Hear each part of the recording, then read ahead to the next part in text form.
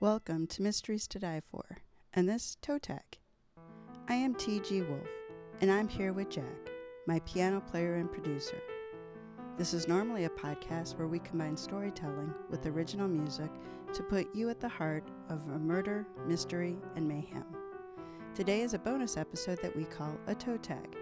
It's the first chapter from a fresh release in the mystery, crime, or thriller genre. Today's featured release is Chaos at Carnegie Hall by Kelly Oliver. All right, let's jump into the first chapter, which is number 1, The Assignment. The men huddled around the electric kettle. No, it couldn't be. Were they making their own tea for once? Heads together, whispering, you would have thought they were a gaggle of gossips instead of two of Britain's greatest code breakers.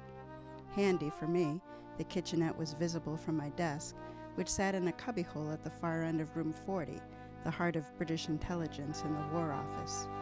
Although I could see the gossips, I couldn't hear them. I had a photographic memory, not supersonic hearing. I tiptoed to the threshold of the kitchenette and strained to hear what they were saying. Blast! The tapping of my leather-soled shoes on the wooden floor had given me away. The men clammed up. Were they talking about me? I crossed the threshold into the narrow kitchen. Like a dark cloud passing in front of the sun, their silence followed me to the sink. I pretended to tidy up. One glance at the dodgy contents of the sink and I scrubbed in earnest.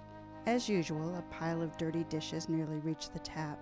The crust of toast and other nasty bits and bobs floated atop milky dishwater. The smell of stale cheese and sour milk was making me peaky, so I held my breath and worked with the tea towel double time to finish the job. I distinctly heard, Miss Figg. I pricked up my ears at the sound of my name. First, the villain invited her to Austria, now New York. Even without turning around, I recognized the baritone whisper belonging to Mr. Dilwyn Dilly Knox. Either our little Fiona is having an illicit liaison with the bounder. Mr. Dilly Knox knew all about illicit liaisons. Contrary to his doughy and disheveled appearance, he was not a reserved classic scholar. No, he was infamous around the War Office for betting women and men alike, and he was a notorious tease. Mr. Knox chuckled. Oh, or Fredericks has turned her into a double agent. What rubbish! The dish I was drying slipped out of my hands. I dived after it and caught it on its way to the floor. Me, a double agent. Was he completely barmy? The kitchen was a narrow galley and only 20 feet long, so he had to know I could hear him. Cheeky devil. What do you mean? Mr. Gray came to my defense as usual. Nigel Gray, also known as Dormouse, was soft-spoken, but open-minded. Miss Figg would never. Was I invisible? Oh, I don't know, Mr. Knox interrupted. Our Fiona will do anything for king and country, don't you know? He tittered, obviously enjoying knowing that I was within earshot. I tightened my lips as I rinsed a grimy teacup, probably one of his. I wouldn't give him the satisfaction of turning around. Miss Figg, Mr. Gray whispered. She never turned. Well then, Mr. Knox raised his voice, obviously hoping to get a rise out of me.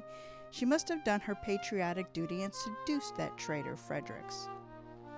Frederick Fredericks was a South African huntsman and spy for the Germans who was posing as a journalist for a New York newspaper.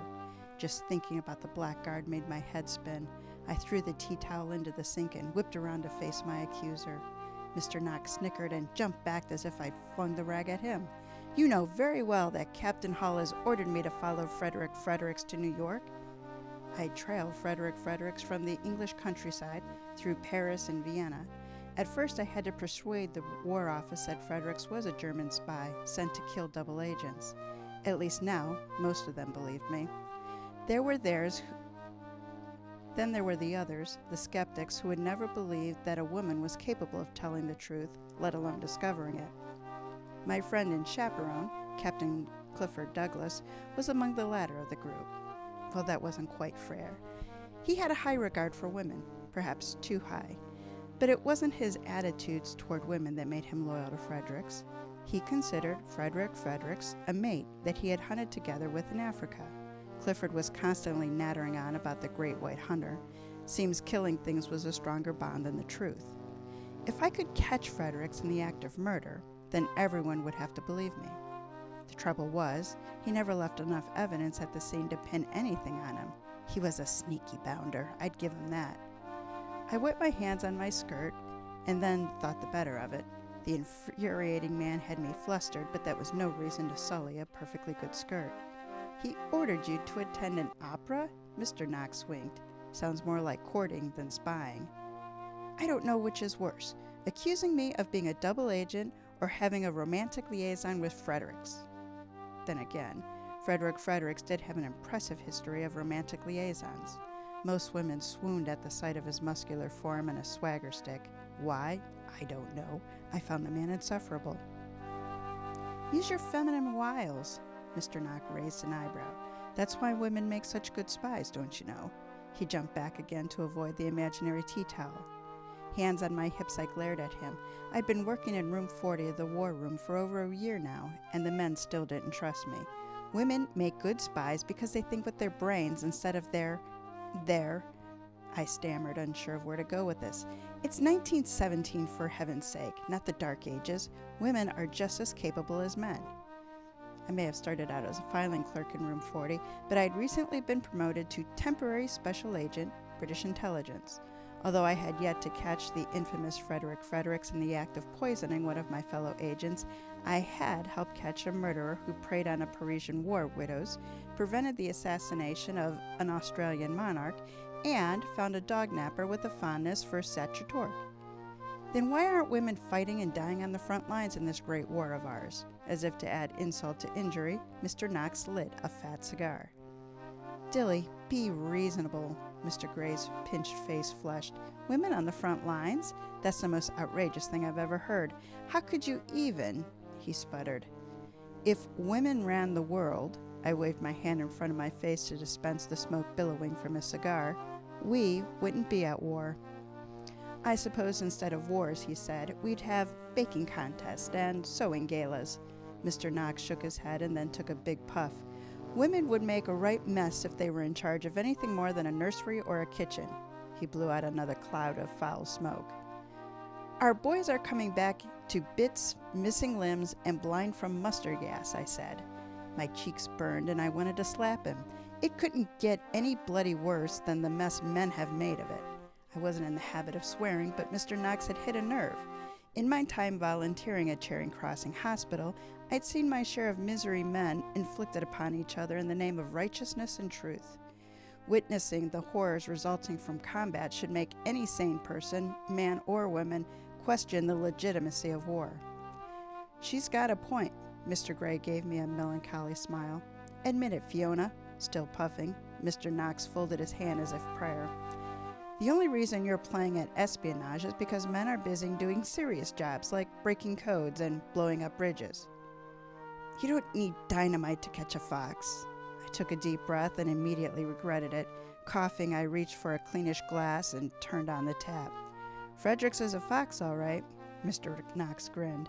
One who preys on pretty young chicks like you. The cheeky cad. I didn't know whether to be outraged or flattered. I can handle Fredericks, I said. I took a sip of water. My assignment, as you well know, is to trail Fredericks and to find out how he is undermining American preparations in the war. America had entered the war against Germany and the Central Powers 6 months earlier. They sent troops to France 4 months ago, but they had yet to set foot on the front lines. The War Office wanted to know why. Obviously, they suspected foul play. I'm sure you can, Mr. Knox tapped cigar ash onto the saucer. If anyone can smoke him out of his hole, it's you, my dear. Well, I won't be smoking cigars, that's for sure, I said. I banged the glass on the counter just a little too hard. The contents splashed onto the sleeve of my blouse.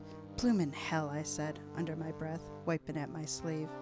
Mr. Knox exploded with laughter, and Mr. Gray joined in. There you are. Clifford poked his head into the kitchenette. I say, what's so funny? Captain Clifford Douglas was a good sort, a sturdy, reliable chap with his lanky form, receding sandy hair, and aquiline nose. He wasn't bad-looking either. Since Captain Hall insisted on sending Clifford with me as my chaperone, out of necessity, we'd become friends. just friends, as I'd had to remind him. Just for the record, I didn't need a bloody chaperone. Unfortunately, Captain Hall disagreed. For better or worse, ever since Ravenswick Abbey, he'd sent Clifford with me on assignments. Truth be told, Clifford had saved my life once or twice, and occasionally he'd overheard useful information while chatting up strangers, which was his forte. Clifford joined me at the sink, removed his hat, and smiled down at me with kindly blue eyes. Yes, I glared at Mr. Knox. What's so funny? The tea kettle whistled. As if taking his cue, Dilly Knox led Mr. Gray out of the kitchenette. When we reached the threshold, Mr. Knox turned back. Be a good girl, won't you, Fiona, and bring us a nice cuppa? Grrr. My throat emitted a low, growling sound that even surprised me. I'd been promoted and gone on 3 moderately successful field missions, yet the men still expected me to make their tea and deliver it, too. If you're making tea, old girl, I'll have a cup. Clifford sat down in a rickety chair someone had left in the middle of the kitchenette. Obviously, I was the only one in the office who cared about order. As my dear Granny used to say, everything in its proper place is the definition of style. She was a farmer's wife living in a dirt floor with her house still was spotless. Of course you would, I said through clenched teeth. I rinsed the teapot with warm water, dried it with a tea towel, poured in a healthy dose of rough-cup black tea, and then filled it with boiling water. Are you all packed? He asked.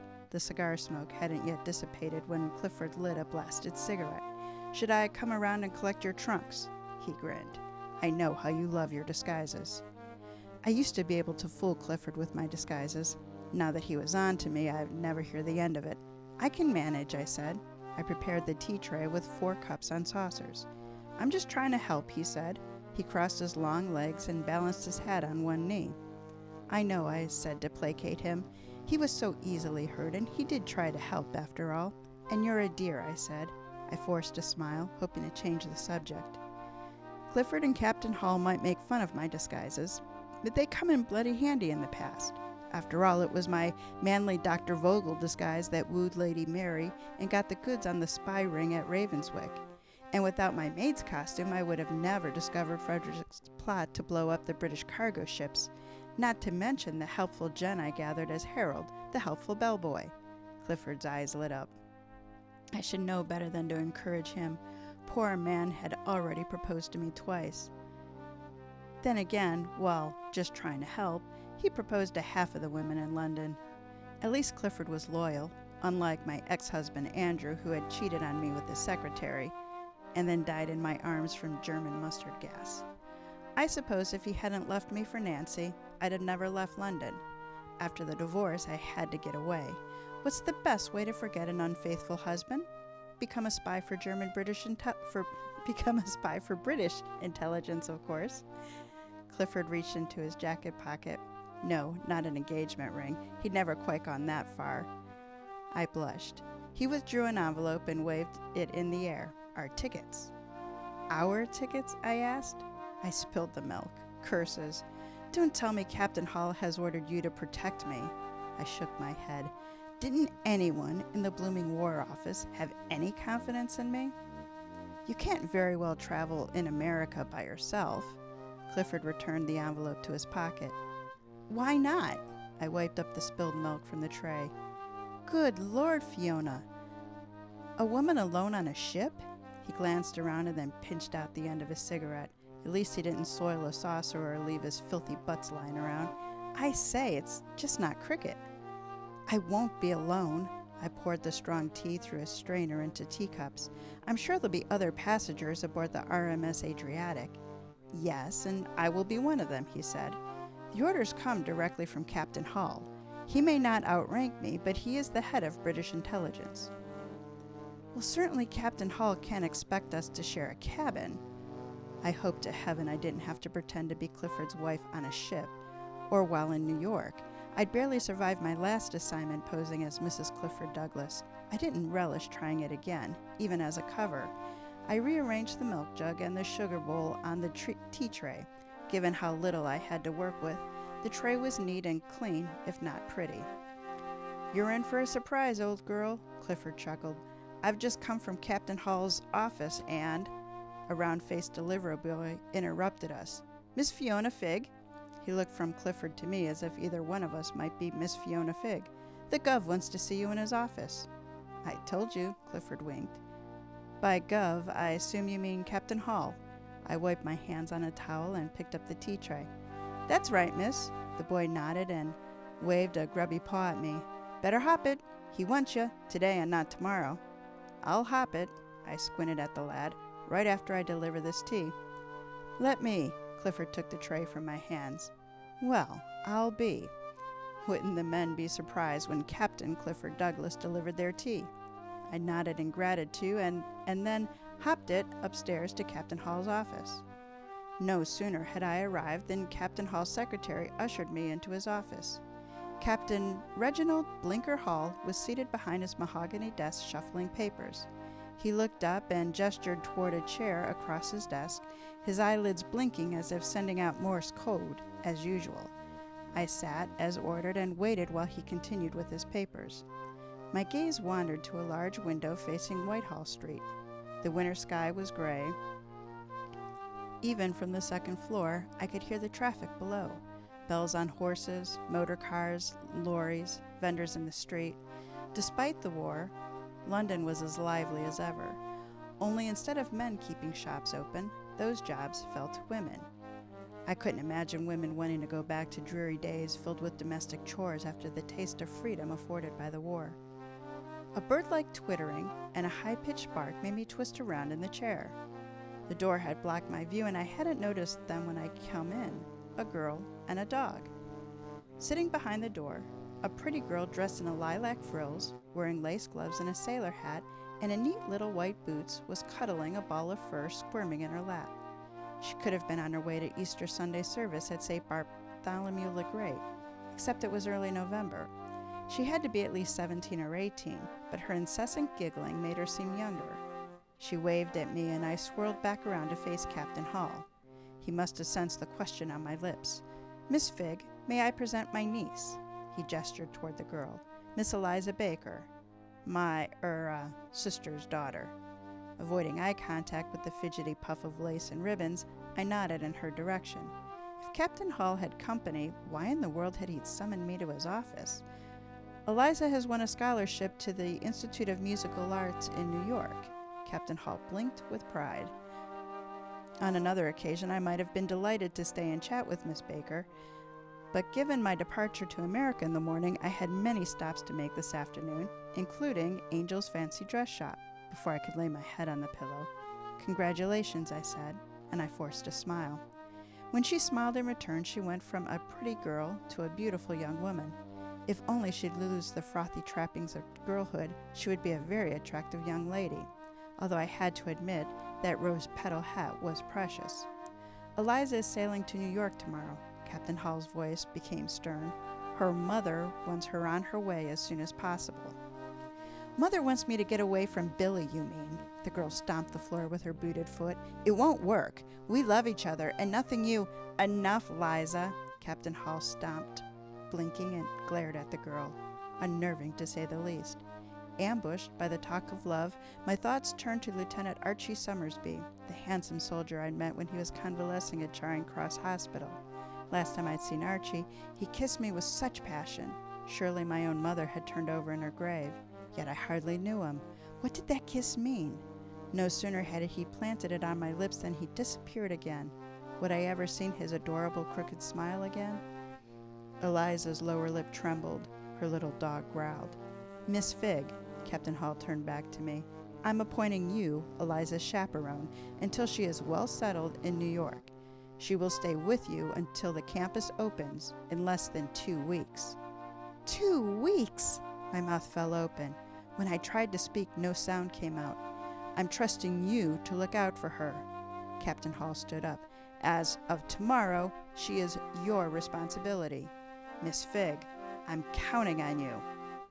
He has got to be joking. "Yes, sir," I said. I cringed. "We're going to be such fast friends."